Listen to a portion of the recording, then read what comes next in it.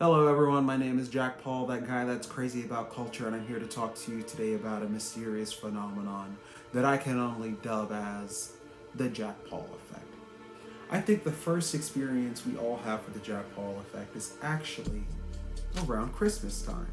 So I describe the Jack Paul effect as a conspiracy to create the illusion of magic by means of ubiquitous cultural immersion. Christmas time, if you think about it, is really sort of a conspiracy among adults to give that illusion of Christmas magic. Spoilers for any kids who don't know this, but Santa Claus is not real. But when you're a kid, Christmas isn't magic because a hat can bring a snowman to life or that the reindeer can fly. But what makes Christmas magic is that everything in society seems to come to a halt to start celebrating Christmas. When you go outside, your neighbors are all magically decorating their houses too. You go down the street, get on the bus, you hear Christmas music and Christmas decorations while you're at school. And you go to the store, all the stores are all playing Christmas music and they all are decorating, they're all doing holiday this and holiday that, and you see Santa at the mall, and everything just seems to come together to make Christmas work. And when you're a kid, you're not in on the conspiracy yet. You're not in on the illusion. So you don't know that it's not magic. So for anyone who doesn't know, I previously did a podcast/travel blog where the final episode led up to being at Disney World.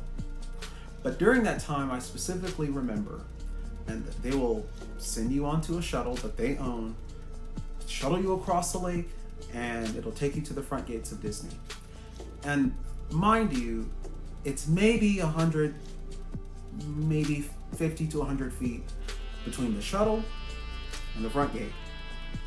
I remember on the way out, there was hundreds of people all leaving at the same time.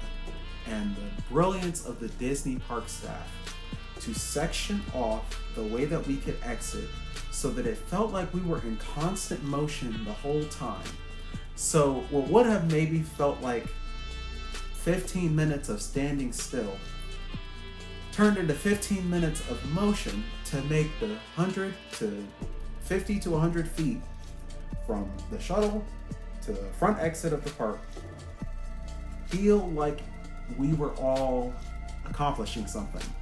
Through clever engineering and changing of perception, they were able to make something as simple as leaving a crowded park feel like it was still a magical experience worth coming back to see.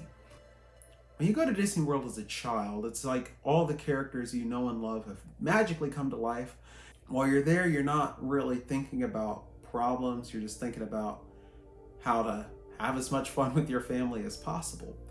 I'm going to try to find more examples of other organizations and things create that feeling of magic, and maybe not necessarily just towards children, but I think having that childlike feeling of magic makes any consumer experience so much more fun to be a part of.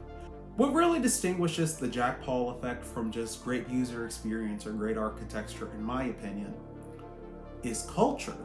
Without that ubiquitous cultural immersion, and again, by that I mean everyone who's behind the scenes is pretty much in on it. And all of customer service is sort of like this to some degree, where, as someone who is much smarter than myself has put it, it's all sort of a show, isn't it? There are processes that go on behind the scenes of every storefront, every retail center, every business, every service that we use that are invisible to us. The fact that the experience is so good that we totally forget that these artifacts, these, our coffee or burger or whatever it is that we order, didn't just fall out of the sky.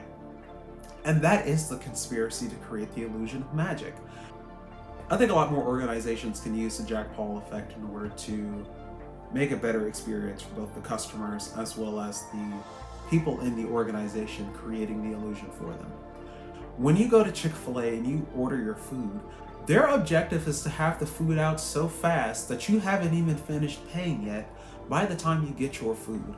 So I'm Jack Paul, and if you want to learn more about how you can use the Jack Paul effect to help your organization create a better experience for everyone involved, be sure to leave a comment, and subscribe so that you can see the next video. See you next time.